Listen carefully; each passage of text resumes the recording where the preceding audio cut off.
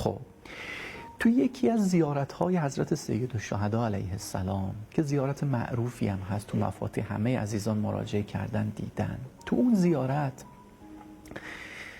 میگه که اگر کسی 3 تا کار انجام بده دستش میاد تو دست امامش، کنار امامش میشه. اگه کسی کنار امام بود این به منزل میرسه، به مقصد میرسه. اگر ما الان همدیگر رو داریم اذیت میکنیم، اگر تو خانواده همدیگر رو داریم آزار میدیم بعضن، به خاطر اینکه دستمون تو دست اماممون نیست. اگه دستمون تو دست امام باشه، دست ولی باشه، مهربون میشیم با هم. تو عصر ظهور امام زمان طلاق نیست، دعوا نیست، دل شکستن نیست، زیرابزنی و بدگویی و حالگیری و از تو جیب هم دیگه پول ورداشتن به معنای هرچی از خیره، خوشیه، خب دل خوشیه. الان چون دست اون از دست بابا کشیدیم بیرون این شده. خب حالا تو این زیارت داره میگه میخوای دست تو دست امامت باشه، به قول ما طلبه ها به مقام معیت با امام برسی، مقام همراه شدن. اصلا خودمونی بگم میخوای بیای تو بغل امامت، در آغوش امام باشی. 3 تا کار بکن.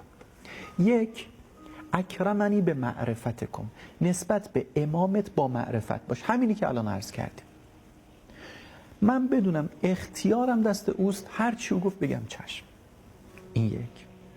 2 و معرفت اولیائکم، نه فقط نسبت به امام زمانت با معرفت باش، نسبت به رفقای امام زمانت هم با معرفت باش. رفقای امام زمان همسر و فرزندانمونه، همسایه‌مونن، پدر و مادرن، فامیلن، همه اینا رفقای امام زمانن.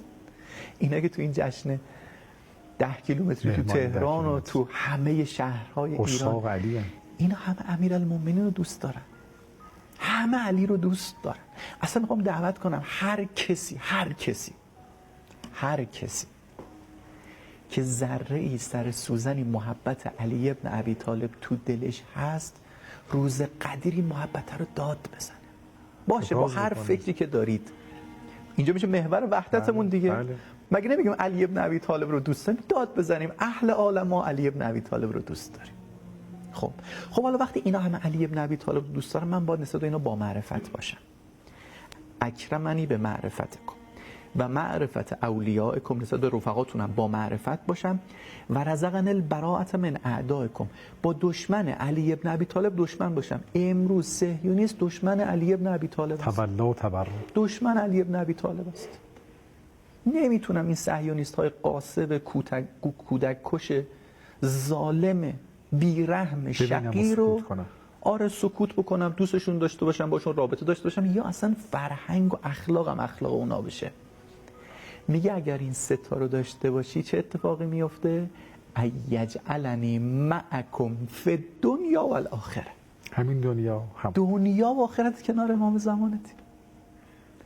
دوباره تکرار کنم، نسبت به امام زمانم با معرفت باشم، نسبت به رفقای امام زمانم با معرفت باشم، و 3 نسبت به دشمنان امام زمانم مرزبندی داشته باشم. اخلاق